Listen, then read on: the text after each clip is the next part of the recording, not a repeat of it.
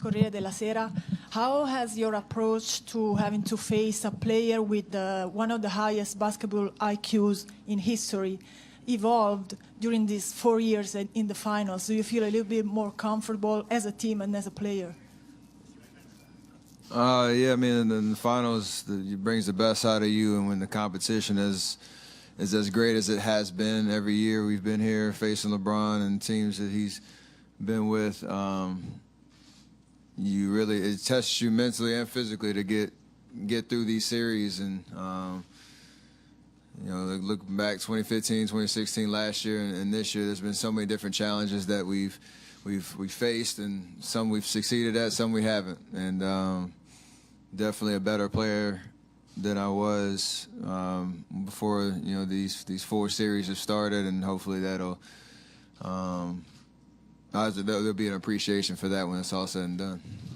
LeBron just said that in order to win this series and games in the finals, you need to be, besides having talent, you need to be cerebral. So what's the state of mind and the mindset you need to have now to close the series? Just understand the details of defensively what we need to do against a team like Cleveland with the threats that they have.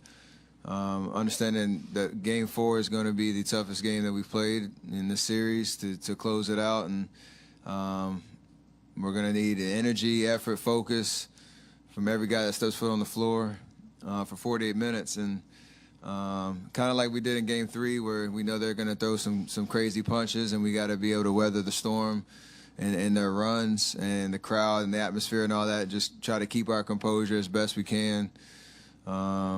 Whether shots go in or they don't, or calls go your way or they don't, no matter what the score is, you got to keep fighting, keep playing, because closeout games are the hardest things that you can ever experience in the playoffs. Tim in the back row. Tim Reynolds with the Associated Press. Steph, you guys are grown accustomed to winning 65, 67, 73, whatever the numbers have been the last 3 years. In a couple of ways, does you almost appreciate this run more because you guys had to show maybe a lot more toughness this season, had to deal with a lot more adversity this season than you had in the past 3? Does it almost make you appreciate what you guys are about to do more, given the journey that you've been on this year? At the end of every season and run that we've had, there's always an appreciation for things you learn and things you've gone through. Going into this season, I don't think anybody could have guessed or predicted, the ups and downs and the roller coasters we've been on. So definitely a different year, just overall. Personally with injuries, as a team with dealing with injuries, dealing with the kind of expectations that have been placed on us from the outside and the noise around us as a team. We're trying to understand that throughout the regular season we had to continue to get better, whether that was a slow process or not, and understand when the playoffs came around that probably wouldn't go 16-1 to win a championship. It's probably going to be a lot harder because teams are keying in on us and shifting up their lineups and things like that. And it's kind of been that's been how it's been. And I think for us to do what we did in the conference finals and win a Game 7 on the road, we've never done that before. And now be 1 game away. It's been a crazy ride. So now we just got to finish the job, and I think we're all excited about that opportunity. Back left. Dan Feldman, NBC Sports. Steph, there's a video going around of you kind of yelling into your jersey right after you left the court last night. What was going through your mind at that point? Obviously happy to get the win. It was a tough game all the way around, and when you go through that kind of competitive experience for 48 minutes, it's a sense of relief walking off the floor with a win. Obviously, I always say I'm my biggest critic and would have loved to make a couple more shots earlier in the game and things like that. So sometimes you have to get rid of those thoughts and understand that there's another opportunity on Friday to rectify that. But we're walking off the floor up 3-0, having won a game on the road, and definitely a sense of relief and just getting those emotions out.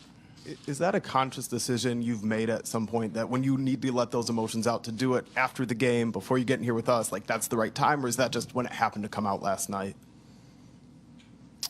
I've never thought to walk up here on the podium and just yell. So, nah, I never had that impulse. But usually, like I said, when you're in that pressure type environment on the court, and there's 20,000 fans screaming at you for 2.5 hours, when you walk off the court, you're in the tunnel, walking in the locker room, there's a little time to decompress a little bit. It might come out a bunch of different ways. But yesterday, I just wanted to just yell and get it over with. Phil on the front left. Hey, Steph. Phil Barber, Santa Rosa Press, Democrat. 2 full years with Kevin now and a lot of success, obviously. But are there times when you still find yourself sort of feeling out who has the hot hand at a given time, or when you need to take over a little bit and when you need to sort of defer to Kevin a bit? Not really. I mean, it's been very, very fluid, especially this year. Been well documented, last year how it went up until we were in this building, I think over the Christmas Day game, and us having kind of a come to Jesus meeting afterwards about, what we needed to do differently to build some momentum down the stretch of that season to get ready for the playoffs. But this year has been a lot more comfortable, a lot more just understood how we feel out the game and what plays to call, and understand we all can be aggressive. We're not going to step on anybody's toes. We all understand that, we'll have an opportunity to impact the game, whether it's for stretches of the game or, play here, play there. But we all need to be aggressive and be threats and be confident out there. And it's been fun to be on that journey and kind of learn a new system within an old system pretty quickly these last 2 years. Ramona back left. Steph, Ramona Shelburne, ESPN. So LeBron said last night, and then I think he just said it again just now, that since you guys have gotten Kevin, there's sort of less pressure on each of you guys individually. You can have a bad game, and Kevin can have a night like that. Do you agree with the statement that there's less pressure on you guys individually? And two, if you don't agree with it, what is that pressure that you guys feel individually? I mean, yeah, if a game happened like last night and I shot 3 for 16 and we had guys scoring under 15 without KD having the game he had, it would have been a lot tougher to win. But pressure, I don't necessarily agree with that, because I feel like every time we step foot on the floor, we put pressure on ourselves to be great, and whether you live up to it or not, you gotta be okay with it, your effort and your intensity and whatnot, and the result of the game. But we don't win 70 or whatever, we won 67 games last year, and go through the journey that we did this year without everybody feeling a sense of pressure and sense of urgency every night that you step foot on the floor, whether you get the job done or not. We all want to show up and do our jobs at a high level, because that's what got us all to where we are, today as individual players and as a team. So KD definitely falls into that. He helps the situation, but I don't think that takes. We don't walk on the floor and just, there's KD. All right, we're good. We still have to play and play hard and play well. Gary, last one in the back left. Washington, Boston Globe. How different are the Cavaliers without Kyrie Irving? I mean, he's an unbelievable player, and I don't know much about how much their schemes have changed.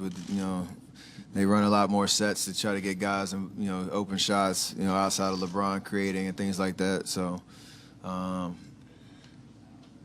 it's just different, but I don't really know how to explain it. Kyrie's such a unique talent. You can just give him the ball and try to help him. He can create a shot for you, but they're much more, bent on executing in the half court and trying to, create shots with movement, with screens and things like that. And obviously, you can just give the ball to LeBron and he can create, most times than not. So it's my best way of explaining it. Thank you, Steph. Kevin.